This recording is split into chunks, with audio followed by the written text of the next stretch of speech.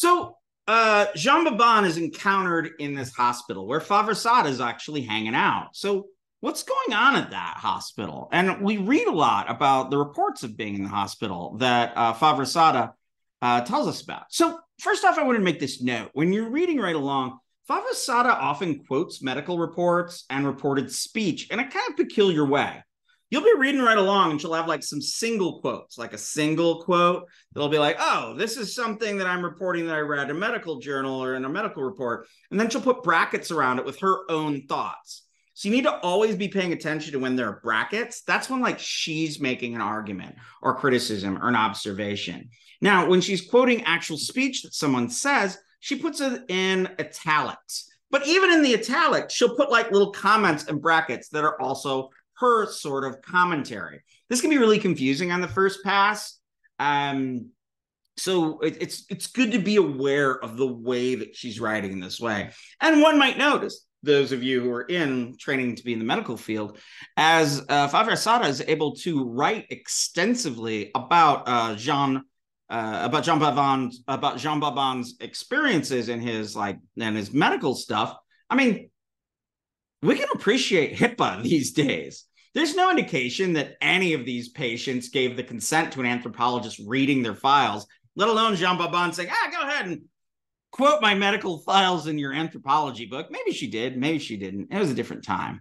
So Favret-Saada was able to make inroads with this psychiatric hospital. And for a short time, she'd convinced the doctors and nurses, the whole medical staff, to not dismiss the talk of sorcery. When people would come in describing spells, tricks, or referring to a person as that filth or that one, the staff, instead of just dismissing them as crazy people, would just ask them to speak and explain, and they would take notes. So we get this fantastic record of how people came in and described being afflicted by witchcraft. Now we got to remember that the patients would not have been able to speak freely because you can only speak to those who have also been caught or to the unwitcher, because these doctors and medical staff were not in the system of witchcraft. They would have to be demure and pretend to be rational and positive, but they could make little things like that filth or those things or that awfulness. So they would be pretty vague. Now, we got to remember this is in a rural context. The medical community in general is dismissive of rural folks. In France, Favret-Saada describes certain people that she talked to, certain other doctors, as saying, treating the people of the Bocage might as well be veterinarians. It might as well be a veterinary science. We can see this dynamic even now. I know, I have family and I have a lot of friends who are in medicine. Sophisticated, urban, educated doctors are urbane. I mean, they're sophisticates, they're cosmopolitan. And when they're serving rural clients, they may be tempted to view these patients as maybe a little less than human.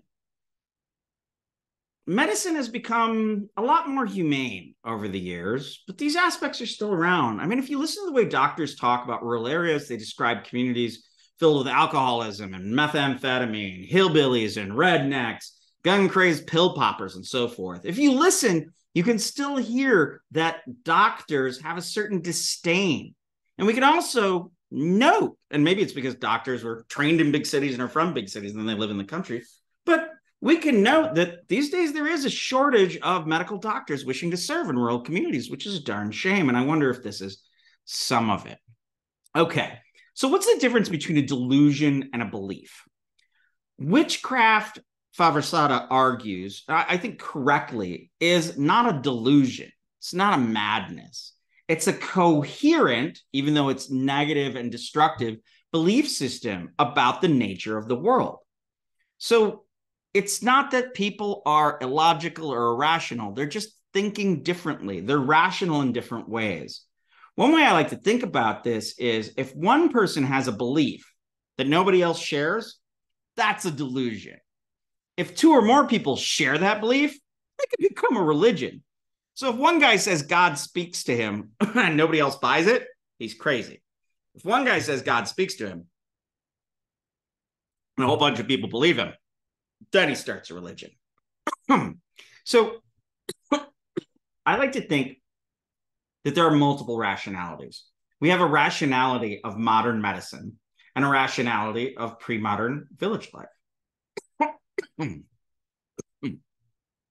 Now, rational medicine or modern medicine is only considered real because it connects to materiality. Does it really? It's hard to say. And this might be a dubious blessing. But both pre-modern village understandings of the world and medicine order life and create meaning. The pre-modern, in many ways, is much older and arguably more satisfying. I mean, it might make more sense to think like a villager thinking about witchcraft than to just be somebody that just has bad stuff happening to them all the time or for no reason. At least in the system of witchcraft, you got a reason why bad things happen to you. One of my favorite thinkers was an anthropologist who died a little while back named Bruno Latour. Now, he wrote a book. It's very good. It's called We Have Never Been Modern. He argues that this whole modern condition is false. We've never been modern. So people would say, oh, we're postmodern now. I say, no, we've never been modern in the first place. This notion of being modern, being rational materialists, if that's what we are, we've only been doing for 250 years. If that's the case, what were we doing for the thousands and thousands and thousands and thousands of years beforehand? Perhaps, maybe what we're doing these days as being modern is a break from the normal state of affairs. Maybe modernity is its own illness in and of itself.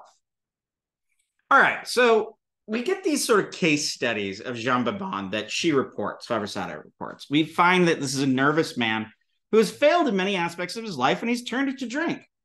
Before marriage, he was considered a virile young male. He even had a girlfriend, and now he's just this impotent man who cannot consummate his marriage with his wife. Now, we find that he was coerced to marry his brother's wife's twin sister.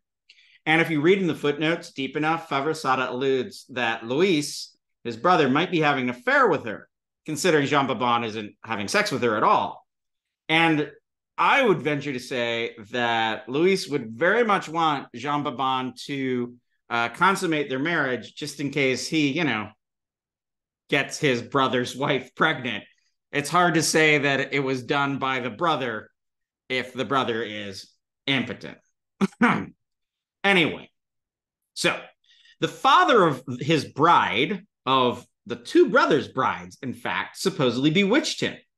And Jeanne Babon, a few years later, after this bewitching and after the marriage, suffers this accident. After the accident, in his recovery, he becomes taciturn, nervous. He drinks a lot and never consummates his marriage. And oddly, he seems untroubled by this impotence and by his kind of sad sack life.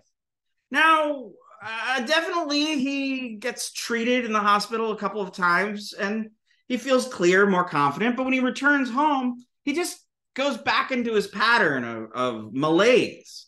He seems content in a way to be hapless, to have a bewitched life.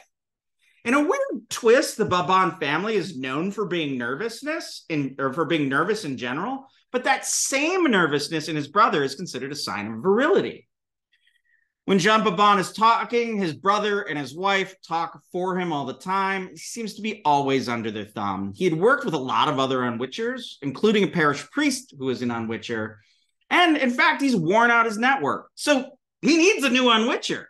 He needs Favret-Saada to find him a new unwitcher because he's worn everybody out. Now, I think there's some arguments here about alcoholism and witchcraft. If you read carefully, you can see that we hear about a lot of symptoms of witchcraft being alcoholism, which adds to a whole other long level of confusion to all of this. Now, there's a very long passage from 103 to 104 that I'd like you to go and read. Hit pause on the video.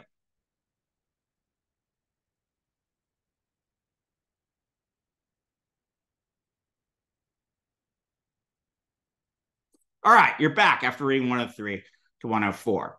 So this really is a fine example of all the dynamics of witchcraft. And Louis Babon explains all of the intricacies about the effects of witchcraft on Jeanne Babon. All right. So eventually, Favret-Saada talks to Jeanne Babon and Louis Babon, and she kind of wants to talk to them more. She thinks she's found some really good informants. Finally, they think that they've found someone with magic power. Her eyes supposedly have a way of showing her magical force. Now, if this is the case, Favret-Saada is in a different category than the doctors. When she speaks about wanting to learn about the spells, she shows she's in the system and is not dismissing them. She shows that she's caught enough herself that they can speak freely and speak in whole. They, in fact, think she's an unwitcher. And they even offer to pay her after their first interview, because you pay unwitchers to talk to you. Now, we're going to learn about our witch a little bit more.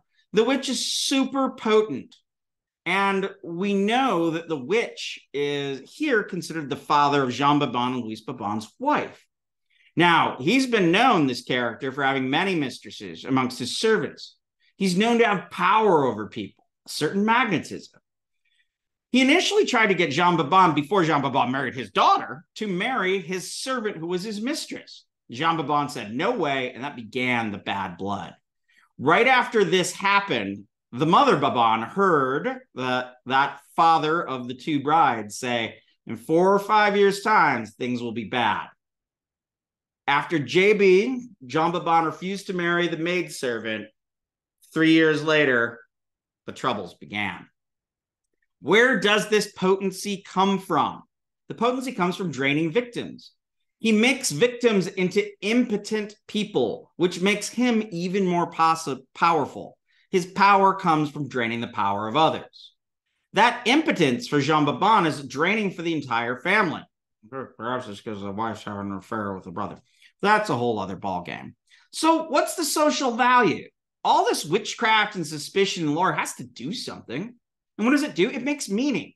I mean, humans can deal with an awful lot in life, but we cannot deal with having no meaning, no reason to live, no reason for suffering, no reason for joy. Even the notion that everything has a material cause, like that everything is just material, our modernist viewpoint, is just another myth set. Some meaning systems may align with materiality more, that force A causes force B, and we can observe that. But perhaps those more fantastic myth systems like witchcraft are more effective, more meaningful. Maybe it's more desirable and satisfying to live in a world of witches and bewitchery. Or maybe not. All right, I'll catch you in the next one.